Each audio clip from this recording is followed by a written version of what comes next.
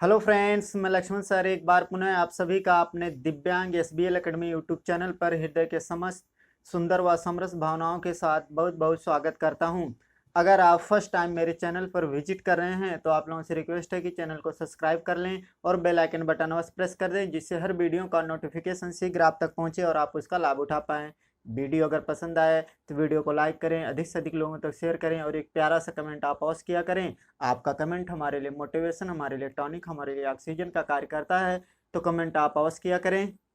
आप लोगों ने थंबनेल में देखा ही होगा कि आज हम फ्यूचर इंडेफिनिट टेंस के तीसरे सेंटेंस को पढ़ने वाले। जी हाँ, तीसरा सेंटेंस कौन सा?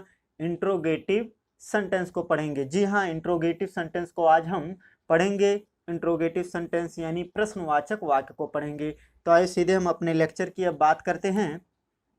देखिए, आज टेंस का लेक्चर हमारा 37 होगा। इसके अंतर्गत हमने आपको हेडिंग डलाया है फ्यूचर इंडेफिनिट टेंस, जिसकी हिंदी होती है अनिश्चित भविष्य काल। इसके अंतर्गत तीसरी हेडिंग हमने तीसरा सेंटेंस इसका हम पढ़ेंगे फ्यूचर इंडेफिनिट टेंस का हेडिंग के रूप में हमने डलाया है इंट्रोगेटिव सेंटेंस, जिसकी हिंदी होती है प्रश्नवाचक वाक्य। अब यहाँ पर बात यह आती है कि कैसे हम किसी हिंदी वाक्य को आखिर मानेंगे कि यह हिंदी वाक्य वास्तव में फ्यूचर इंडेफिनिट टेंस का प्रश्नवाचक वाक्य है ना। देखिए, इसको पहचानने के लिए हमारे पास क्या पहचान की जानकारी होनी चाहिए, पहचान का ज्ञान होना चाहिए, क्योंकि पहचान से ही हमें ज्ञान होगा, बोध होगा, पता चलेगा कि कोई हिंदी वाक्य फ्यूचर इंडेफिनिट टेंस का प्रश्नवाचक वाक्य है या नहीं। तो आइए हम पहचान पर आपको ले चलते हैं। देखिए, हेडिंग हमने आपको डलाया पहचान, जिसकी अंग्रेजी होती है सिम्पटम। इसके अंतर्गत हमने आपको लिखाया है जिस हिंदी वाक्य के पहले या बीच में प्रश्नवाचक शब्द आया हो और क्रिया के अंत में गा, गी, गे आदि शब्द आए हों, तो हम जान जाते हैं कि यह वाक्य फ्यूचर इंडेफिनिट टेंस का प्रश्नवाचक वाक्य है। जी हाँ, पहचान के अंतर्गत हमने क्या आपको लिखाया, यही हमने लिखाया है जिस हिंदी वाक्य के पहले या बीच में प्रश्नवाचक शब्द आया हो। प्रश्नवाचक शब्द कौन से हो सकते हैं? क्या, क्यों, कैसे, कहाँ, कब ना, यह प्रश्नवाचक शब्द हो होंगे, आएंगे ना।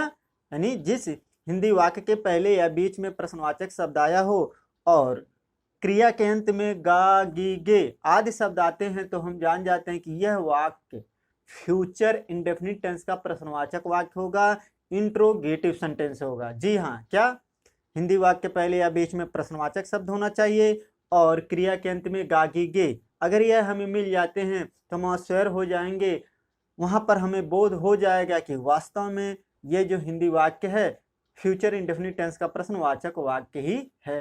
तो आशा करते हैं पहचान को आप समझ पाए होंगे। आइए आगे बढ़ें। देखिए, नेक्स्ट हेडिंग हमने आपको डाला है नियमे। हमने आपको पहले ही बताया है, जब भी हम फ्यूचर का पढ़ें या टेंस में, हम चाहे फ्यूचर टेंस को पढ़ें, चाहे पास्ट टेंस को पढ़ें या प्रेजेंट टेंस को पढ़ें ना, इसके पहले हमने प्रेजेंट टेंस पढ़ा, पास्ट टेंस पढ़ा, उनमें जितने भी इंट्रोगेटिव प्लस निगेटिव सेंटेंस आए उनमें हमने आपको बताया था कि नियम ए और नियम बी दो हम पढ़ते हैं। और क्यों पढ़ते हैं आपको पता ही है। नियम ए वहाँ पर लागू करके हम ट्रांसलेट बनाते हैं जहाँ पर प्रश्नवाचक शब्द वाक्य पहले आता है, और नियम बी वहाँ पर लागू करके हम अनुवाद बनाते हैं, ट्रांसलेट करते हैं जहाँ पर प्रश्नवाचक शब्द वाक्य बीच में आता है ना। हमने आपको बताया था और यहाँ पर भी वही बात लागू होती है। तो देखिए, नियम ए क्या कहता है। नियम ए का पहला पॉइंट ये कहता है, यदि प्रश्नवाचक शब्द वाक्य पहले आया हो तो सर्वप्रथम आई वी कर्ता के साथ शैल तथा शेष कर्ता के साथ विल सहायक क्रिया का प्रयोग करते हैं।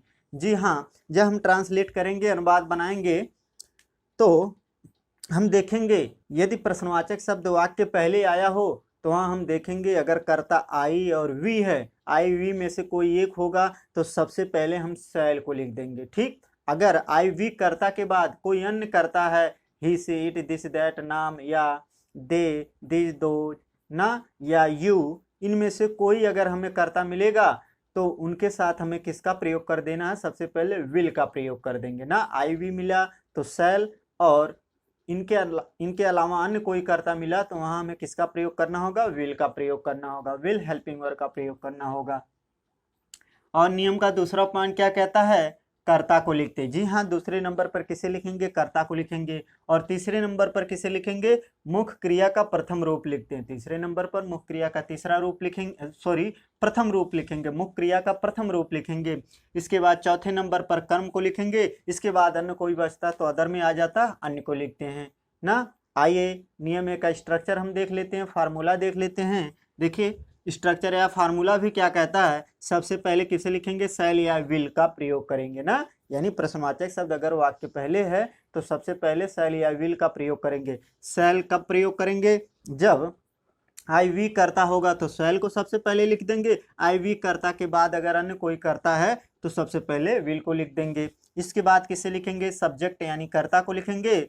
और कर्ता लिखने के बाद मुख्य क्रिया का प्रथम रूप लिख देंगे। और मुख्य क्रिया का प्रथम रूप लिखने के बाद ऑब्जेक्ट यानी कर्म को लिखेंगे। इसके बाद अदर को हम लिख देंगे ना। आइए आगे चलें। देखिए नेक्स्ट हेडिंग हमने आपको डाला नियम बी। नियम बी का पहला पॉइंट क्या कहता है? यही कहता है यदि प्रश्नवाचक शब्द वाक्य के बीच में आया हो तो सबसे पहले उस प्रश्नवाचक शब्द की अंग्रेजी को लिखते हैं। जी हाँ, नियम बी का पहला पॉइंट हमें यही बताता है कि यदि प्रश्नवाचक शब्द वाक्य के बीच में आ जाए तो सबसे पहले उस प्रश्नवाचक शब्द की अंग्रेजी को लिख देंगे। दूसरे पॉइंट पे क्या कहता है?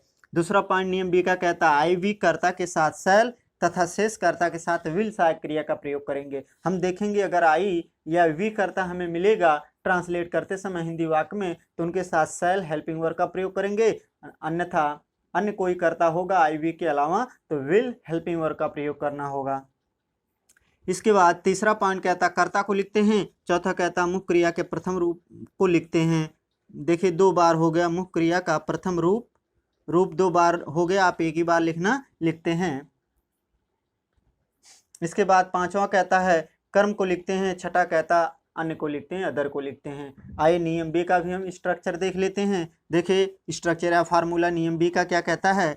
सबसे पहले WH को लिखते हैं, यानी प्रश्नवाचक शब्द की अंग्रेजी को सबसे पहले लिखेंगे। जितने भी प्रश्नवाचक शब्द होते हैं WH से ही शुरू होते हैं ना। इसके बाद शैल या विल को लिखेंगे। आई वी करता होगा तो शैल, और आई वी करता के अलावा अन्य कोई करता होगा तो विल का प्रयोग करना होगा हमें।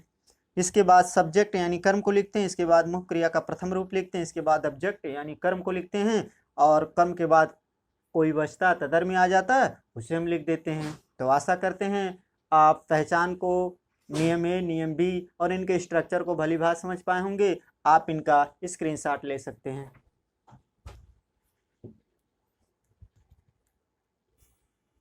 आइए हम आगे बढ़ते हैं। हमने पहचान को देखा, नियम देखा, अब बात आती है ट्रांसलेट सीखने की। तो आइए हम एग्जाम्पल के माध्यम से अब ट्रांसलेट करना, अनुवाद बनाना सीखते हैं।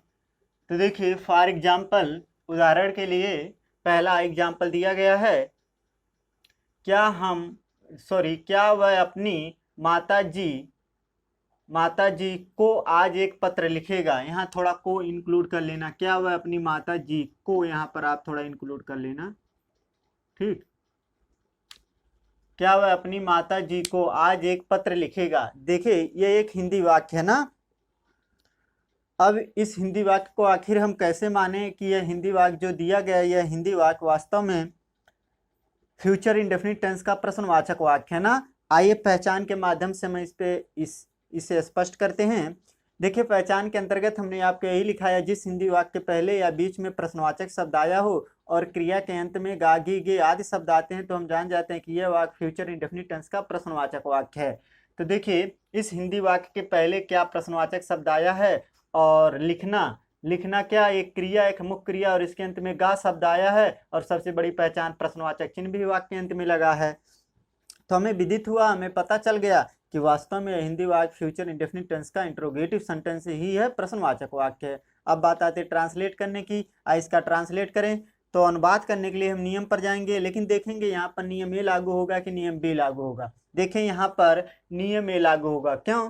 क्योंकि प्रश्नवाचक शब्द जो क्या है वाक्य के पहले आया ना। अगर वाक्य के बीच में ही प्रश्नवाचक शब्द आता तो नियम बी लागू होता ना। तो नियम बी को लागू करके हम ट्रांसलेट बनाते। अब नियम ए लागू होगा। क्यों लागू होगा? आपको पता है, क्योंकि प्रश्नवाचक शब्द वाक्य के पहले है। तो नियम ए का पहला पॉइंट क्या कहता है? यही कहता है यदि प्रश्नवाचक शब्द वाक्य पहले आया तो IV सबसे पहले IV कर्ता के साथ सेल तथा शेष कर्ता के साथ विल सहायक क्रिया का प्रयोग करेंगे। यहाँ हम देखेंगे पहले कर्ता कौन है। यहाँ कर्ता कौन, वह की अंग्रेजी क्या होगी, ही। अब बताइए ही जो है शेष कर्ता की IV करता है, शेष करता है ना, तो IV करता नहीं ही है ना, तो इसके साथ किसका प्रयोग कर देंगे, विल का।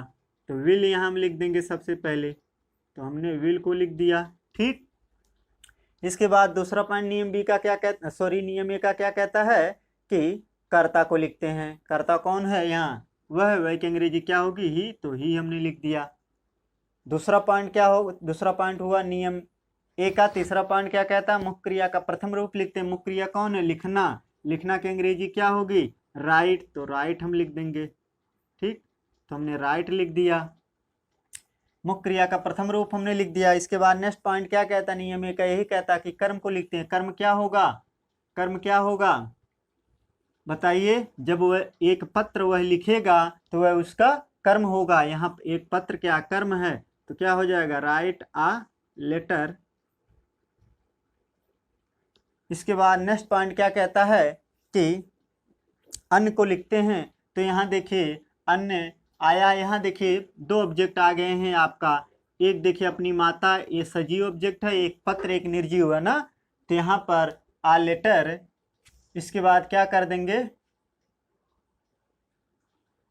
यहाँ देखिए ही के साथ अपने के लिए किसका प्रयोग करते हैं, हमने आपको बताया था, ही के साथ अपने के लिए किसका प्रयोग करते हैं, अपने के लिए हिज का प्रयोग कर देते हैं ना।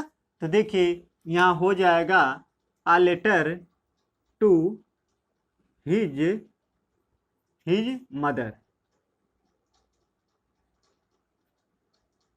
ठीक, यहाँ दो ऑब्जेक्ट आ गए थे, एक निर्जीव था, आ लेटर एक निर्जीव, और अपनी माता एक सजीव। तो देखिए निर्जीव को पहले हमने लिख दिया, इसके बाद सजीव, और सजीव को लिखने के लिए टू का प्रयोग करके हम लिखते हैं, माता जी को, क्योंकि यहाँ को का अर्थ भी दिया है ना, तो माता जी को हो जाएगा, इसका अर्थ टू हिज मदर, यानी अपनी माता जी को, टू का अर्थ ना। अब आगे नेक्स्ट पॉइंट क्या कहता है कि अन्य को लिखते हैं। अन्य क्या हो जाएगा, अन्य इसमें दिया है क्या, हाँ आज दिया है, तो आज अन्य हो जाएगा, अदर हो जाएगा, तो इसकी अंग्रेजी लिख देंगे। आज की अंग्रेजी आप जानते क्या होता है, टुडे, तो टुडे को हम लिख देंगे, अंत में प्रश्नवाचक चिन्ह। तो हमारा ट्रांसलेट कंप्लीट हुआ, क्या हुआ, will he write a letter to his mother today. आइए दूसरा एग्जाम्पल देखें। देखिए दूसरा एग्जाम्पल दिया है, क्या तुम कल मोहन की सहायता करोगे। आइए पहचान के अनुसार इसे भी हम देख लेते हैं। देखिए पहचान के अंतर्गत हमने आपको यही लिखाया है, जिस हिंदी वाक्य के पहले या बीच में प्रश्नवाचक शब्द आया हो और क्रिया के अंत में गा गी गे आदि शब्द आते हैं, तो हम जान जाते हैं कि यह वाक्य फ्यूचर इंडेफिनिट टेंस का प्रश्नवाचक वाक्य है। तो देखिए इस हिंदी वाक्य के पहले क्या प्रश्नवाचक शब्द है, और सहायता करना, सहायता करना एक वर्ब है, एक मुख्य क्रिया है, और इसके अंत में गे शब्द है, और सबसे बड़ी पहचान क्रिया के अंत में वाक्य के अंत में प्रश्नवाचक चिन्ह भी लगा है। तो हमें पता चला, हमें विदित हो गया कि यह भी हिंदी वाक्य वास्तव में फ्यूचर इंडेफिनिट टेंस का कौन सा वाक्य है, इंट्रोगेटिव सेंटेंस है, प्रश्नवाचक वाक्य है ना। हाँ इसका ट्रांसलेट करें, और इसका भी ट्रांसलेट करने के लिए हम रूल को फॉलो करेंगे, लेकिन यहाँ कौन सा रूल लागू होगा, नियम कौन सा लागू होगा, नियम है। क्यों, क्योंकि प्रश्नवाचक शब्द क्या है, जो वाक्य के पहले, इसलिए नियम है यहाँ लागू करके हम इसका ट्रांसलेट बनाएंगे। तो नियम का पहला पॉइंट आपको पता है क्या कहता है, यही कहता है, यदि प्रश्नवाचक शब्द सबसे पहले, यदि प्रश्नवाचक शब्द वाक्य के पहले आया हो तो सर्वप्रथम IV कर्ता के साथ सेल और शेष कर्ता के साथ विल सहायक क्रिया का प्रयोग करेंगे। यहाँ कर्ता कौन है, यहाँ कर्ता कौन है, तुम ना, यहाँ कर्ता कौन है, तुम की अंग्रेजी क्या हो जाएगी, तुम की अंग्रेजी क्या हो जाएगी, यू। तो यू बताइए अदर है कि IV है, अदर है ना, तो किसका प्रयोग कर देंगे, विल का, तो विल हमने लिख दिया ना। इसके बाद नेक्स्ट पॉइंट क्या कहता है, नेक्स्ट पॉइंट कहता है नियम का कि कर्ता को लिखते हैं। नियम का नेक्स्ट पॉइंट ये कहता ना, कर्ता को लिखते हैं, तो कर्ता कौन हो जाएगा, कर्ता यहाँ हो जाएगा तुम की अंग्रेजी क्या होती है, यू, तो यू हम लिख देंगे ना। इसके बाद नेक्स्ट पॉइंट, तीसरा पॉइंट नियम ए का क्या कहता है, मुख्य क्रिया का प्रथम रूप लिखते हैं। मुख्य क्रिया क्या है, सहायता करना, सहायता करना की अंग्रेजी क्या होती है, हेल्प, तो हेल्प हमने लिख दिया। इसके बाद नेक्स्ट पॉइंट क्या कहता है, कर्म को लिखते हैं। कर्म क्या हो जाएगा, मोहन ना, कर्म क्या हो जाएगा, मोहन की ना, तो हेल्प हेल्प क्या हो जाएगा?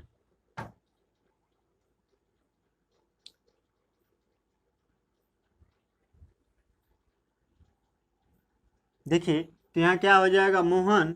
तो मोहन को हम लिख देंगे, यहाँ ऑब्जेक्ट आपका मोहन हो जाएगा। और इसके बाद नेक्स्ट पॉइंट क्या कहता है नियम का, ये नियम ए का यही कहता है कि किसे लिखते हैं, अन्य को लिखते हैं। अन्य इसमें कौन है, कल। कल और फ्यूचर टेंस में कल को दर्शाने के लिए किसका प्रयोग करते हैं, टुमारो। तो हम टुमारो लिख देंगे, ठीक। और प्रश्नवाचक चिन्ह। तो हमारा ट्रांसलेट कंप्लीट हुआ, will you help Mohan tomorrow. आइए आगे चलें। क्या तीसरा एग्जाम्पल दिया है, क्या वह तुमको कुछ कलम देंगे। आइए पहचान के अनुसार इसे भी हम स्पष्ट करें। देखिए पहचान के अनुसार हमने आपको लिखाया है, जिस हिंदी वाक्य के पहले या बीच में प्रश्नवाचक शब्द आया हो और क्रिया के अंत में गागी गे आदि शब्द आते हैं, तो हम जान जाते हैं कि यह वाक्य फ्यूचर इंडेफिनिट टेंस का प्रश्नवाचक वाक्य है ना।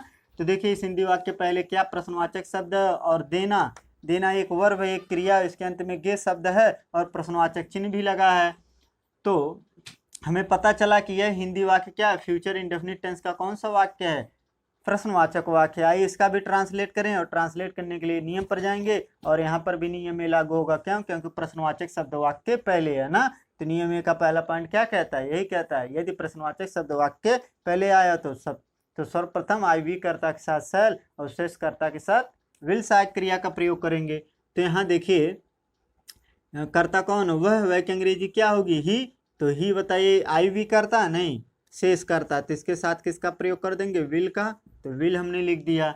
इसके बाद दूसरा पार्ट नियम का क्या कहता है, कर्ता को लिखते हैं। कर्ता कौन है, वह की अंग्रेजी क्या होती है, ही। तो ही हमने लिख दिया। इसके बाद तीसरा पार्ट नियम का क्या कहता है, मुख्य क्रिया का प्रथम रूप लिखते हैं। मुख्य क्रिया क्या है, देना। तो देना की अंग्रेजी क्या होती है, गिव। तो गिव को हम लिख देंगे। इसके बाद नेक्स्ट पॉइंट क्या कहता है, किसे लिखते हैं, कर्म को लिखते हैं। इसमें कर्म कौन हो जाएगा, देखिए इसमें भी दो कर्म आ गए हैं, तुमको और कुछ कलम। तो यहाँ देखिए कुछ कलम जो है निर्जीव है कर्म ना, और तुमको जो है क्या है, तुमको ये क्या है, ये सजीव सजीव कर्म है ना। तो सबसे पहले आप इसको लिखिए या इसको, तो चलिए इसको हम लिख देते हैं। तो इसकी अंग्रेजी क्या हो जाएगी, यू। इसके बाद दूसरे ऑब्जेक्ट को लिख देंगे। दूसरा ऑब्जेक्ट निर्जीव है, तो यहाँ कुछ नहीं हमें लिखना है, सीधे लिख देंगे सम पेन्स। सम पेन्स, कुछ कलम, और प्रश्नवाचक चिन्ह ना। तो हमारा ट्रांसलेट कंप्लीट हुआ। क्या हुआ, will he give you some pens. आइए आगे चले। देखिए नेक्स्ट एग्जाम्पल दिया है, यहाँ थोड़ा सा आप कर्ता बदल लें। देखिए क्या हो जाएगा, हम आज क्या खाएंगे हो जाएगा यहाँ, ठीक। हम आज क्या खाएंगे, ठीक। देखिए पहचान के अनुसार, आइए इसको पहले हम पहचाने। देखिए पहचान के अंतर्गत हमने आपको ये लिखाया है, जिस पहचान के अंतर्गत जिस हिंदी वाक्य के पहले या बीच में प्रश्नवाचक शब्द आया हो और क्रिया के अंत में गा गी गे आदि शब्द आते हैं, तो हम जान जाते हैं कि यह वाक्य फ्यूचर इंडेफिनिट टेंस का कौन सा वाक्य, इंट्रोगेटिव सेंटेंस है, प्रश्नवाचक वाक्य है। तो देखिए इस हिंदी वाक्य के बीच में क्या प्रश्नवाचक शब्द लगा है, और खाना, खाएंगे, खाना क्या एक वर्ब एक क्रिया है, और इसके अंत में गे शब्द लगा है क्रिया के अंत में, और प्रश्नवाचक चिन्ह भी आपका लगा है। तो हमें विदित हुआ कि वास्तव में यह भी हिंदी वाक्य फ्यूचर इंडेफिनिट टेंस का प्रश्नवाचक वाक्य है। अब यहाँ पर ट्रांसलेट करने के लिए हम नियम पर जाएंगे, लेकिन देखेंगे यहाँ कौन सा नियम लागू होगा, यहाँ पर नियम बी लागू होगा। क्यों? क्योंकि प्रश्नवाचक शब्द वाक्य के बीच में आया है ना। तो आइए नियम बी को फॉलो करके हम इसका ट्रांसलेट करें।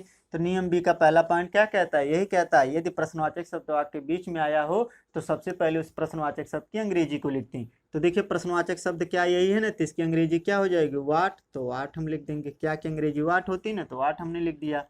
इसके बाद दूसरा पॉइंट क्या कहता है नियम का, यही कहता है कि दूसरा पॉइंट आई वी कर्ता के साथ सेल और शेष कर्ता के साथ विल सहायक क्रिया का प्रयोग करेंगे। यहाँ कर्ता कौन, हम की अंग्रेजी क्या आती है, वी। तो आई वी कर्ता मिला ना, तो इनके साथ किसका प्रयोग कर देंगे, सेल का। तो सेल हमने लिख दिया। इसके बाद दूसरा पॉइंट क्या कहता है, तीसरा पॉइंट नियम बी का क्या कहता है, किसे लिखते हैं, कर्ता को। कर्ता कौन है, हम की अंग्रेजी क्या होती है, वी, तो वी हमने लिख दिया। इसके बाद चौथा पॉइंट क्या कहता है नियम बी का, यही कहता है मुख्य क्रिया का प्रथम रूप लिखते हैं। मुख्य क्रिया क्या है, खाना खाना, खाना खाना का अंग्रेजी क्या आते है, ईट, तो ईट हम लिख देंगे। इसके बाद नेक्स्ट पॉइंट क्या कहता है नियम का, यही कहता है कि कर्म को लिखते हैं। कर्म क्या हो जाएगा, कर्म देखिए इसमें आप प्रत्यक्ष आप कुछ ना कुछ जरूर खाओगे ना, यानी आप कुछ ना कुछ जरूर खाओगे, तो कर्म आपका प्रत्यक्ष हुआ। नेक्स्ट पॉइंट कहता है अदर को लिखते हैं। अदर कौन है, आज। अन्न को लिखते हैं। नेक्स्ट पॉइंट है नियम बी का कहता है ना कि अन्न को लिखते हैं। अन्न कौन है, आज। आज की अंग्रेजी क्या होती है, टुडे, तो टुडे को हम लिख देंगे। तो हमने टुडे लिख दिया, प्रश्नवाचक चिन्ह। क्या हुआ हमारा translate complete. What shall we eat today. आइए आगे चले। देखिए पांचवा एग्जाम्पल दिया है, वे इस काम को क्यों करेंगे। आइए पहचान के अनुसार इन्हें हम देखते हैं। तो देखिए पहचान के अंतर्गत हमने आपको यही लिखाया है, जिस हिंदी वाक्य के पहले या बीच में क्या आया हो, प्रश्नवाचक शब्द आया हो, और क्रिया के अंत में गा गी गे आदि शब्द आते हैं, तो हम जान जाते हैं कि यह वाक्य फ्यूचर इंडेफिनिट टेंस का प्रश्नवाचक वाक्य है, इंट्रोगेटिव सेंटेंस। तो देखिए इस हिंदी वाक्य के बीच में क्यों प्रश्नवाचक शब्द लगा है, क्यों प्रश्नवाचक शब्द लगा है हिंदी वाक्य के बीच में। और काम करना ये क्या है, एक करना, करना क्या, एक वर्ब, एक क्रिया है, और इसके अंत में गे शब्द आया है और प्रश्नवाचक चिन्ह भी लगा वाक्य के अंत में ना, तो हमें पता चला कि यह भी हिंदी वाक्य वास्तव में फ्यूचर इंडेफिनिट टेंस का प्रश्नवाचक वाक्य ही है ना। आइए इसका भी हम ट्रांसलेट करें, और ट्रांसलेट करने के लिए नियम का फॉलो करेंगे। लेकिन यहाँ पर कौन सा नियम लागू होगा, यहाँ पर भी नियम बी लागू होगा। क्यों, क्योंकि प्रश्नवाचक शब्द वाक्य के बीच में है। तो नियम बी का पहला पॉइंट क्या कहता है, यही कहता है यदि प्रश्नवाचक शब्द वाक्य के बीच में आया हो तो सबसे पहले उस प्रश्नवाचक शब्द की अंग्रेजी को लिखते थे। इसकी अंग्रेजी, क्योंकि अंग्रेजी क्या होती है, हाई, तो हाई हम लिख देंगे। तो हाई हमने लिख दिया। दूसरा पॉइंट नियम बी का क्या कहता है, यही कहता है आई वी कर्ता के साथ शैल और शेष कर्ता के साथ विल सहायक क्रिया का प्रयोग करेंगे। तो यहाँ कर्ता कौन है, कर्ता यहाँ वे है, वे की अंग्रेजी क्या थी, दे, तो दे बताइए आई वी है, नहीं अन्य कर्ता है ना, तो इसके साथ किसका प्रयोग, विल का, तो विल हमने लिख दिया। ठीक, तो हमने किसे लिख दिया, विल को लिख दिया। ठीक, इसके बाद नेक्स्ट पॉइंट क्या कहता है नियम का, नेक्स्ट पॉइंट यही कहता है कि कर्ता को लिखते हैं। कर्ता कौन, वे की अंग्रेजी क्या होती है, दे, तो दे को हमने लिख दिया। ठीक, इसके बाद नेक्स्ट पॉइंट क्या कहता है, पहला दूसरा तीसरा हो गया। चौथा पॉइंट क्या कहता है नियम बी का, ये कहता है मुख्य क्रिया का प्रथम रूप लिखते हैं। मुख्य क्रिया क्या, करना, करना का अंग्रेजी क्या होती है, डू, तो डू हमने लिख दिया। इसके बाद नेक्स्ट पॉइंट कहता है कर्म को लिखते हैं। कर्म क्या हो जाएगा, इस काम, यह काम जब आप करेंगे तो ये आपका कर्म हो जाएगा, तो दिस वर्क हो जाएगा। ठीक, दिस वर्क, प्रश्नवाचक चिन्ह। क्या हुआ, translate complete, why will they do this work. आइए आगे चलें। देखिए छठा एग्जाम्पल दिया है, छठा एग्जाम्पल दिया है, हम रात में कहाँ ठहरेंगे। तो आइए पहचान के अनुसार इसे भी हम देखते हैं, स्पष्ट करते हैं। देखिए पहचान के अंतर्गत हमने आपको ये लिखाया, जिस हिंदी वाक्य के पहले या बीच में प्रश्नवाचक शब्द आया हो और क्रिया के अंत में गागी गे आदि शब्द आते हैं, तो हम जान जाते हैं कि यह वाक्य फ्यूचर इंडेफिनिट टेंस का प्रश्नवाचक वाक्य इंट्रोगेटिव सेंटेंस है ना। तो देखिए इस हिंदी वाक्य के बीच में कहाँ प्रश्नवाचक शब्द आया है, और ठहरना रुकना क्या है, एक वर्ब है, एक क्रिया है, और इसके अंत में गे शब्द आया है और प्रश्नवाचक चिन्ह भी वाक्य के अंत में। तो हमें विदित हुआ, हमें बोध हुआ, हमें पता चल गया कि वास्तव में सच में यह भी हिंदी वाक्य फ्यूचर इंडेफिनिट टेंस का प्रश्नवाचक वाक्य इंट्रोगेटिव सेंटेंस है। आइए इसका ट्रांसलेट कर डालें। तो ट्रांसलेट करने के लिए हम नियम पर जाएंगे, लेकिन देखेंगे यहाँ पर कौन सा नियम लागू होगा, यहाँ पर भी नियम बी लागू होगा। क्यों, क्योंकि प्रश्नवाचक शब्द जो कहाँ है, वाक्य के बीच में है ना, तो नियम बी को फॉलो करिए, ट्रांसलेट करिए। तो नियम बी का पहला पॉइंट क्या कहता है, यही कहता है यदि प्रश्नवाचक शब्द वाक्य के बीच में आया हो तो सबसे पहले उस प्रश्नवाचक शब्द की अंग्रेजी को लिखते हैं। तो चलिए इसकी अंग्रेजी क्या होगी, वेयर, तो वेयर हम लिख देंगे। ठीक, वेयर हमने लिख दिया। दूसरा पॉइंट क्या कहता है नियम बी का, यही कहता है कि आई वी कर्ता के साथ शैल और शेष कर्ता के साथ विल सहायक क्रिया का प्रयोग करेंगे। यहाँ कौन सा कर्ता, हम की अंग्रेजी क्या होती है, वी, तो वी बताइए, आई वी है ना, आई वी कर्ता के साथ किसका प्रयोग करते हैं, शैल का, तो शैल हमने लिख दिया। ठीक, इसके बाद तीसरा पॉइंट क्या कहता है नियम बी का, यही कहता है कर्ता को लिखते हैं। कर्ता कौन है, वी, तो वी को हम लिख देंगे, वी लिख दिया। इसके बाद नेक्स्ट तीसरा पॉइंट हो गया। चौथा पॉइंट नियम बी का क्या कहता है कि मुख्य क्रिया का प्रथम रूप लिखते हैं। मुख्य क्रिया क्या, ठहरना। ठहरना का अंग्रेजी क्या होती है, स्टे, तो स्टे हम लिख देंगे, तो स्टे हमने लिख दिया, ठहरने की अंग्रेजी स्टे। इसके बाद नेक्स्ट पॉइंट क्या कहता है कि कर्म को लिखते हैं, आप कहीं ना कहीं ठहरेंगे। और इसके बाद कहता है अन्य को लिखते हैं, अन्य क्या होगा, अन्य क्या होगा, रात में। रात में आप जब ठहरेंगे वह आपका अधर्म में और कर्म में आ जाएगा, कहीं ना कहीं किसी ना किसी घर में आप ठहरेंगे वह आपका कर्म हो जाएगा। तो क्या हो जाएगा, एट नाइट, एट नाइट प्रश्नवाचक चिन्ह। तो ट्रांसलेट हमारा कंप्लीट हुआ, क्या हुआ, where shall we stay at night. तो आशा करते हैं ओवरऑल आप सभी एग्जाम्पल को बेहतर समझ पाए होंगे। अगर वीडियो पसंद आई हो तो प्लीज़ वीडियो को लाइक कर दें, अधिक से अधिक लोगों तक शेयर कर दें और एक प्यारा सा कमेंट आप अवश्य कर दें। तो आज के लिए इतना ही, आप लोगों का बहुत बहुत धन्यवाद।